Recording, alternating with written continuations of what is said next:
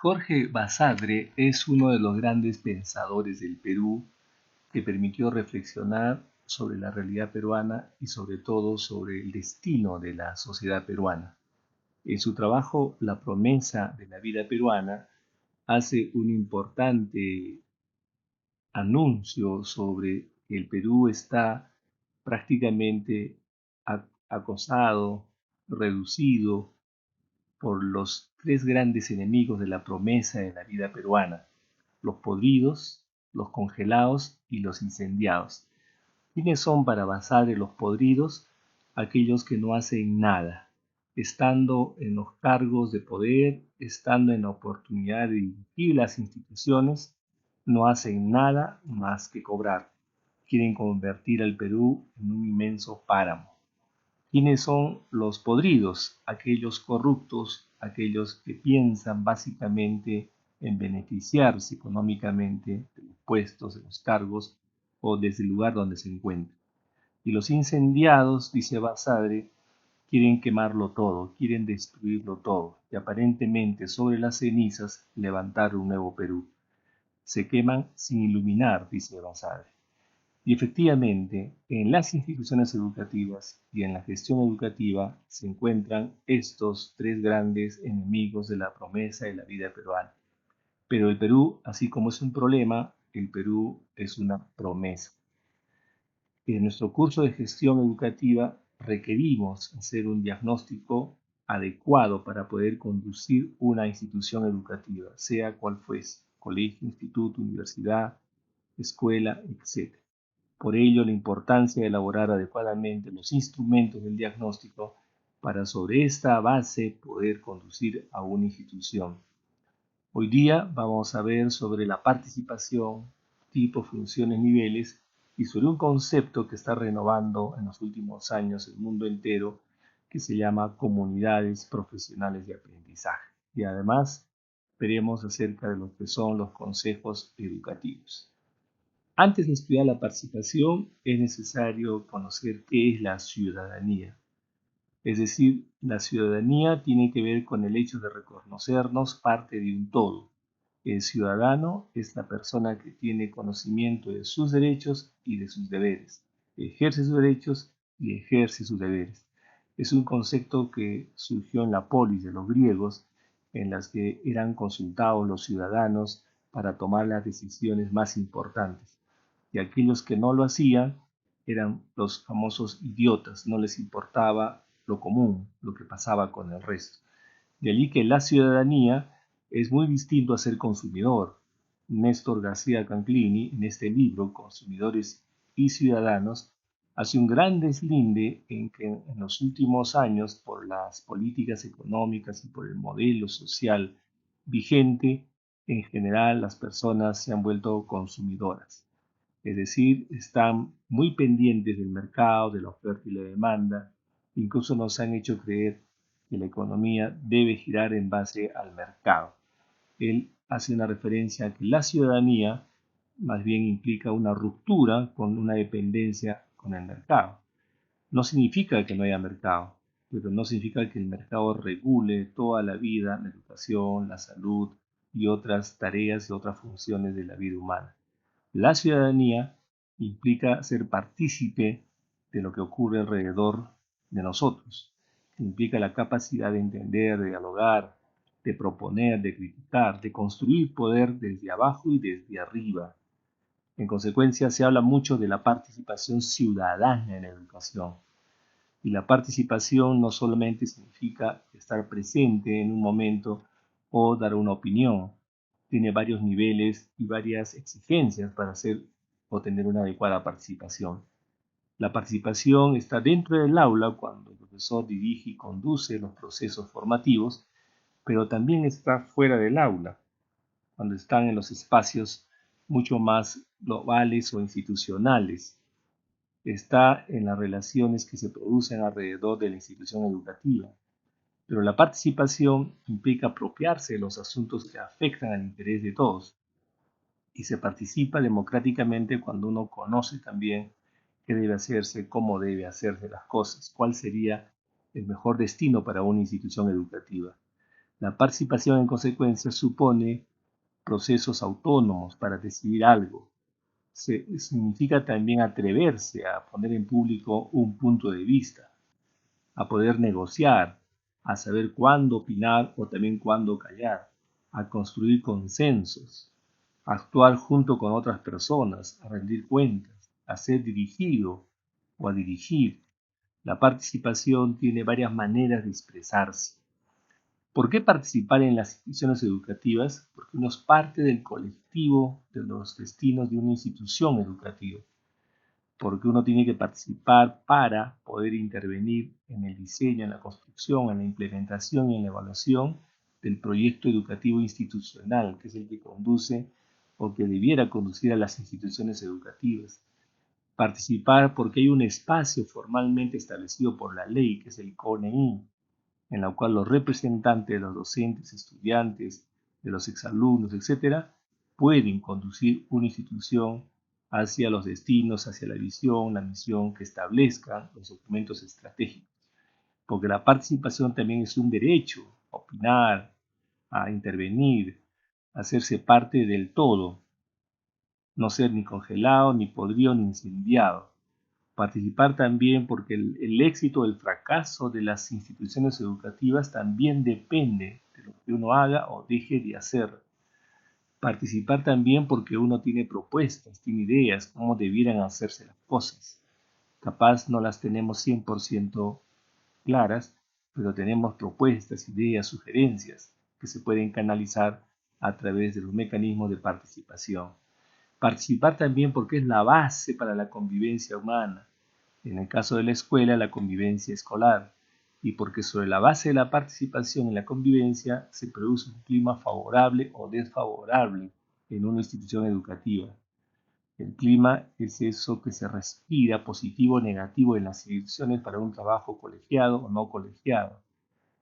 Y esa garantía la dan todos, no solamente la cabeza. Existen algunas condiciones para que los estudiantes puedan participar. Por ejemplo, que sean reconocidos como sujetos de derechos, no solamente como personas sobre las cuales recae el trabajo del profesor, del director o del personal que labora, sino sujeto de derechos. También implica irles entregando responsabilidades de acuerdo a sus necesidades. Implica impulsar la participación de los estudiantes, generándoles un interés sobre los temas que van más allá del aula. También implica formación de instancias y mecanismos de participación, es decir, analizar sus ideas, sus posibilidades de intervenir en la escuela. Esto se da, por ejemplo, en los municipios escolares, en los clubes de periodismo, en los clubes de ciencia, en los grupos escolares que son a veces promovidos por los propios estudiantes sin tutela ni curatela de los docentes, sino parte de la visión, del empuje, del deseo de ser parte de una vida escolar. Pero también la participación ha sido estudiada desde la academia y ahí encontramos a Roger Farr en este importante libro publicado por UNICEF, Participación de los Niños, establece que habría diversos niveles de participación, tan pronto niveles en los que aparentemente está participando como niveles verdaderamente de participación. Cuando un niño sale con una pancarta diciendo cuidemos el medio ambiente, habría que preguntarnos si es consciente, de acuerdo a la edad, de acuerdo al grado, de lo que está llevando, del papel, del cartel que está leyendo, poseyendo, el que está llevando a la marcha, a la movilización. Cuando un alcalde escolar está en una reunión del CONEI, habría que preguntarnos si realmente sabe la agenda, si le dio la palabra, se tomarán en cuenta sus opiniones. Roger Farr nos dice que la participación podría tener dos grandes grupos o niveles.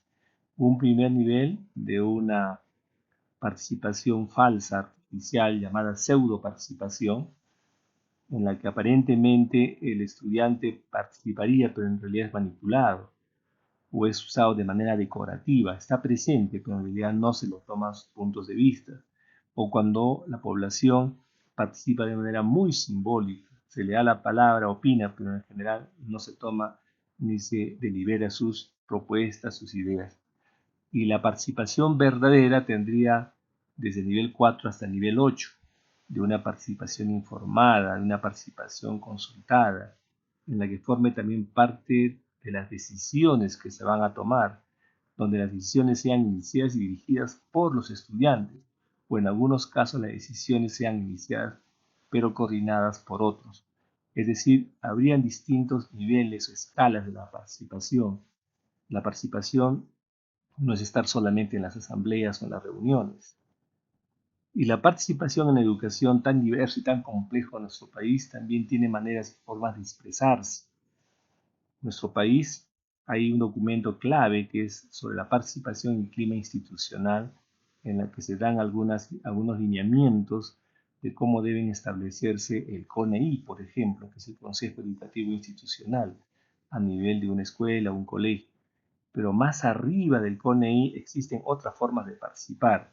Según la Ley General de Educación, en el artículo 52, nos habla de que la base de la participación en una escuela es el Consejo Educativo Institucional, el que tiene a su cargo la formulación y ejecución del proyecto educativo institucional. Y este CONEI no solamente le integran estudiantes, sino también básicamente profesores, directivos, administrativos, representantes de ellos, incluyendo los exalumnos, incluyendo miembros de la comunidad, porque se convierten en un organismo que tiene algunas funciones específicas. Es decir, no se trata de que se junten solamente, sino que la ley, la norma les ha entregado algunas funciones a estos representantes debidamente elegidos. Y a nivel de todo el país existen estos niveles de participación. El Consejo Nacional de Educación, que es un órgano mucho más nacional, seleccionado y designado por el Ministerio de Educación, los famosos COPARES, Consejos Participativos Regionales, después los consejos participativos locales, que se hacen a nivel de UGEL o a nivel de provincia, y los CONEI, que se hace a nivel de institución educativa. En este organigrama estamos viendo cómo se organiza la participación de acuerdo al sistema político. A nivel nacional, el Ministerio de Educación tiene un órgano de consulta, que es el Consejo Nacional de Educación. El gobierno regional tiene el órgano de participación, que es el COPARE. A nivel de los gobiernos locales, incluyendo las UGEL o las provincias, los COPALE. Y en la base está el CONEI, es decir, existen niveles y escalas de participación para conducir las políticas educativas, las decisiones que se toman en el campo educativo. ¿Qué es el COPARE? Es un organismo a nivel regional que básicamente interviene sobre la formulación del proyecto educativo regional, el famoso PER, y que está integrado tanto por el director o gerente regional de educación y representantes de la sociedad civil, sean de docentes, ONGs, comunidades educativas, instituciones públicas o privadas, etc. Y en base a estos representantes se van los lineamientos básicos de la marcha de toda una región, teniendo como base el PER, el Proyecto Educativo Regional. La norma le ha entregado algunas funciones y algunas responsabilidades a los consejos participativos regionales y establece allí entre sus funciones la participación, la comunicación, la articulación, la consulta y sobre todo la vigilancia y la propuesta. Es ahí en la vigilancia, es decir, cuando uno interviene para asegurar la transparencia de la gestión educativa, para estar alerta a casos de corrupción o el desvío de los grandes fines de la educación. Pero unido a la vigilancia se encuentra la propuesta, la capacidad de proponer ideas, proyectos, programas, normas que delineen por dónde debe ir la educación. Y el otro organismo es el COPALE, el Consejo Participativo Local de Educación, que tiene a su cargo básicamente la elaboración del proyecto educativo local y está integrado también a nivel del Ministerio de Educación por el director del UGEL, sus representantes básicos en el órgano de la UGEL, pero al mismo tiempo por representantes de sectores educativos, productivos, las municipalidades, etcétera, que debieran delinear por dónde va la marcha de la educación en un ámbito mucho más pequeño, que viene a ser el campo de la UGEL o el campo a nivel de distrito o de provincia. Pero la base de toda la participación en el sistema educativo peruano son los CONEI.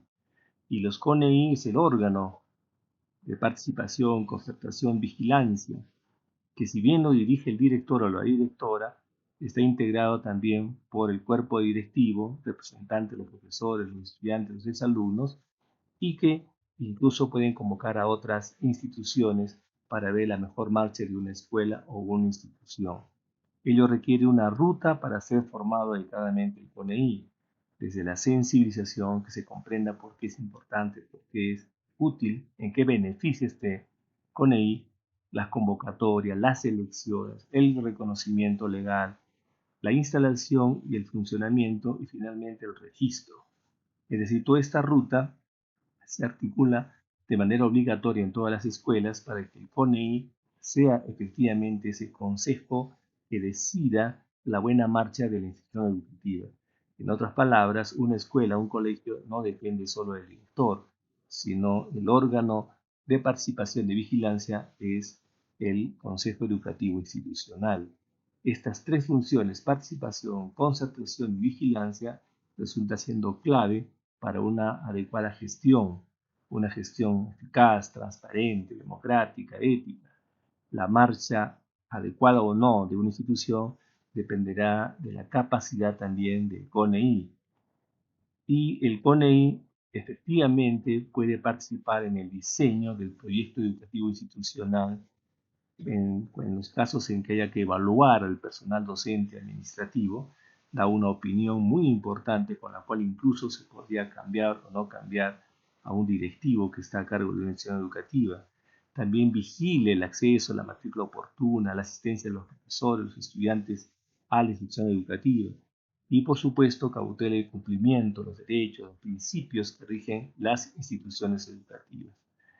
Y el ideal de participación en el caso de una institución educativa sería que se formen comunidades de aprendizaje, o como ahora se les llama, comunidades profesionales de aprendizaje, CPA.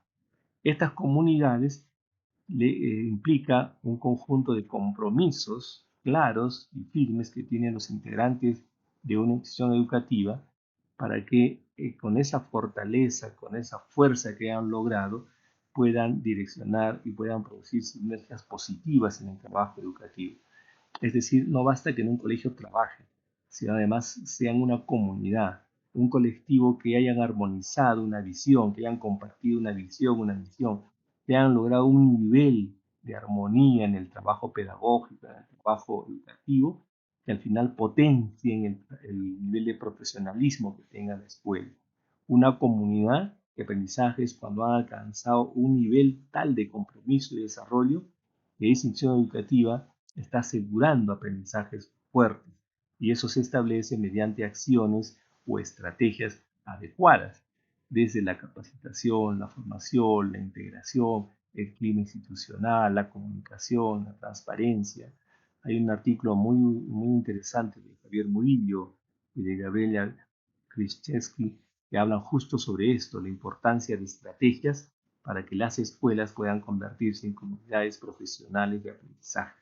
Es un reto que se tiene porque esta comunidad de aprendizaje va a desarrollar una compenetración para dirigir de manera colegiada de la institución educativa, porque habrá un aprendizaje participativo, porque todos los que integran esa institución educativa tendrán un pensamiento crítico, una reflexión crítica, podrán conducir innovaciones, cambios en la escuela, podrán construir más logros, porque de lo contrario cada uno trabajará de manera desarticulada.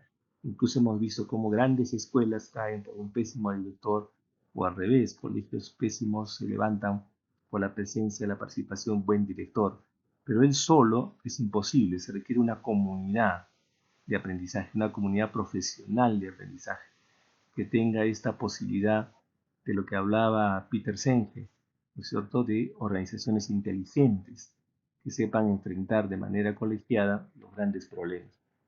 Una comunidad profesional de aprendizaje, en consecuencia, requiere de personas comprometidas, esa capacidad de sumar, ¿no?, de alimentar un buen resultado, requiere reflexionar y aclarar un buen concepto de lo que significa enseñar, trabajar en la escuela, una visión compartida, el trabajo en equipo, el pensamiento sistémico, que todos son las 5 disciplinas que hablaba Peter Senge.